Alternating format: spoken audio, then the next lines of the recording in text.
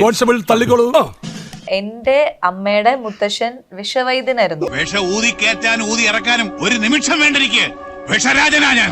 പാമ്പ് കടിച്ചിട്ട് അതേ പാമ്പിനെ വിളിച്ചു വരുത്തി വിഷം അങ്ങനത്തെ ഒരുപാട് ചെയ്തിട്ടുണ്ട്. ഈ ആര് പാമ്പ് പിടുത്തക്കാരനാ വെറുതെ പറയാണെന്ന്. എനിക്ക് പണ്ടോട്ടേ ഉള്ള ഡൗട്ടാണ്, കടിച്ച പാമ്പിനെ തിരിച്ചു വിഷം ഇറങ്ങി കഴിഞ്ഞാൽ വിഷം ഇറങ്ങിപ്പോവും. പ്രാക്ടിക്കലി ഇമ്പോസിബിൾ ആയിട്ട്. എന്റെ കൊച്ചേട്ട നിങ്ങൾക്ക് കൂടിയോ?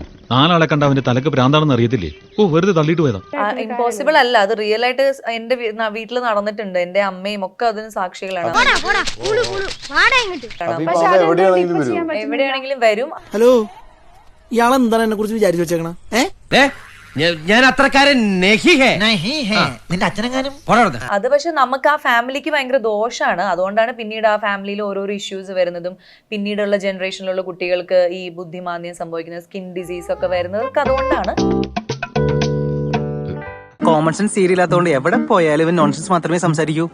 ഈ വരണ പാമ്പ് അത് തന്നെയാണെന്ന് ഉറപ്പൊക്കെ ഉണ്ടോ?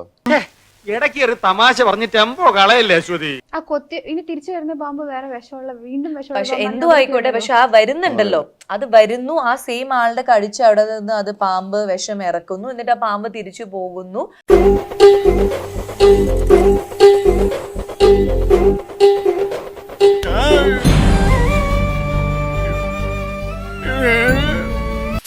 മര്യാദയ്ക്ക് ജീവിക്കുന്ന ചെറുപ്പക്കാരെ പറ്റി നീ അപവാദം പറഞ്ഞു പറ്റൂല. അത് വരുന്നു. ആ സെയിം ആളുടെ കടിച്ച് അവിടെ നിന്ന് അത് പാമ്പ് വിഷം ഇറക്കുന്നു, എന്നിട്ട് ആ പാമ്പ് തിരിച്ചു പോകുന്നു. ആ സമയത്ത് നമ്മുടെ വീട്ടില് ബാക്കില് തൊഴുത്തൊക്കെ കത്തും എന്നാ പറയുന്നത്. തൊഴുത്ത് ഇങ്ങനെ കത്തും. മൊത്തത്തിൽ കേട്ടിട്ട് എനിക്ക് നല്ല ലോജിക്കും ഇത്രയും ഇൻസ്പയറിംഗ് ആയിട്ടുള്ള ഒരു കഥ ഞാൻ കേട്ടിട്ട് ഒന്ന് പോയ പപ്പ. അപ്പൊ ഇതിപ്പോ പറയുമ്പോ ആൾക്കാര് ഭയങ്കര തള്ള് തമാശ എന്നൊക്കെ പറയും, പക്ഷെ ഇത് റിയൽ ആയിട്ട് നമ്മുടെ അത് പണ്ട് മുതലേ നമ്മൾ കേൾക്കുന്നുണ്ട്. അങ്ങനെ കേൾക്കുന്ന മാത്രം വിശ്വസിക്കണത് മോശമല്ല അച്ചോ. എന്നോടിത് വേണ്ടായിരുന്നു.